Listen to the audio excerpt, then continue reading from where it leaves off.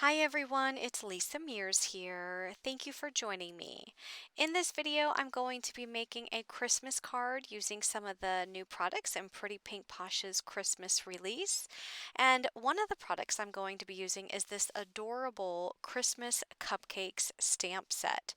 It has 6 cupcakes and they're all decorated for Christmas. There's one shaped like a snowman, one shaped like a Santa Claus. There's one that has a gingerbread man on top. There's also one that looks like a reindeer. There's one with a Christmas tree. I just love these festive holiday cupcakes. And there's also some matching dies to cut them out. So I'll be doing some coloring with these stamps today. I will also be using the Pierced Snowflakes cover plate. This cover plate has all of these snowflakes that are in the die. They don't cut out of your cardstock, but instead they put an impression into your cardstock. And that is shaped for an A2 size card front. I'll also be using the Merry Christmas Shadow word die for my sentiment, and I'll also be bringing in a scalloped border. I will have a link to all of these products down in the description box of this YouTube video and on my blog, and you'll be able to find my blog post link in the description box as well. So if you're interested in finding out more about these products, I always appreciate when you click on my links because it does help support me. And if you're interested in seeing the entire Pretty Pink Posh unboxing of their Christmas release, I will put that link in the description box as well, and I'll also put that link up in the top right hand corner of this video. So I'm going to start out by coloring up my cupcakes, and for my card today I'm only using 3 cupcakes. So I'll be using the Santa Claus, the gingerbread, as well as the cupcake with the Christmas tree. And I stamped out my cupcakes onto some Bristol smooth cardstock, and I'm using my Zig Cling Color markers to do the coloring. I love using these Zig markers because they are water-based and they're so easy to blend. You can use a water brush to blend them, or you can even use a paintbrush dipped in water to blend your markers. Or you can use the blender marker, which is also a Zig Clean Color Real Brush marker, and that will do blending for you as well. So if you saw the picture of my card at the beginning of this video, you'll see that this card has a lot of pinks in it. I thought I would bring out a lot of pinks and reds for this Christmas card. I love those two colors together, especially for Christmas and for Valentine's Day. So the colors that I'm using here are the peach pink as well as the red and the blender. For that little gingerbread man, I'm using the mustard color as well as the blender. And my cupcake frosting is actually going to be white, but instead of leaving it white, I'm actually putting a little bit of gray tones in there to add some shading. So the frosting is going to be colored up with the cool gray marker, and I just put some cool gray along the edge, and then I used the blender to blend it towards the middle. I left a lot of that middle on the frosting white without coloring it at all, and just put that cool gray marker on the edge just to add that shadow.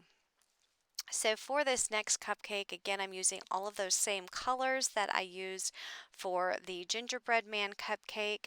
So again, it's the peach pink and the red, and I just did every other stripe with the red and the pink. I'm adding a pink Christmas tree with a red star, and then adding the red for all of those other little stars, and adding that peach pink and the mustard for those little dots. And again, here I'm coming in with the cool gray and just adding that cool gray color right along the edge of that frosting. And then I'm bringing in the blender just to blend that a little bit towards the middle, but I kept the center white and didn't color that. So now I'm moving on to my last cupcake, this little Santa. He's so cute. I'm giving him a red hat by just putting red along the edges and then using the blender to pull that color in towards the center so that it's a lighter red, almost like a pink towards the center. I love using these zig markers because you just need to put a little bit of ink, and a little bit of ink goes a long way, because then you can just take your water brush or your blender to blend that out, just as you see me doing here. So for the white part of Santa's hat, again, I use the cool gray just along the edges and then use the blender to pull that color towards the middle. I'm also bringing in some of that mustard color for the dots on Santa's hat. And then I'm also going to color up his face with the flesh color. And then I'm also using the blender and adding him some rosy cheeks using the sugared almond pink. I'm going to color up the beard and the mustache with the pale gray color as well as the blender. If you're looking to replicate this card, I will have a list of all of the colors I used on my blog. So I'm going to go ahead and die cut the pierced snowflakes die. So I went ahead and put that in my die cutting machine, and I'm just running that through.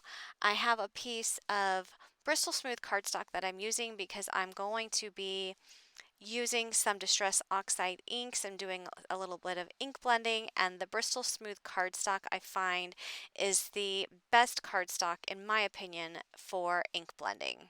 So you can see that that die, it does cut out a panel that measures an A2 size panel, so it's 4¼ by 5½ inches, so it's perfect for an A2 size card front. And for the inks that I'm using, I'm starting out with the Candied Apple Distress Oxide ink at the very top. Then I'm going to come in with a lighter red. This is the Festive Berries. Next, I'm going to use Picked Raspberry and add another layer right below the Festive Berries.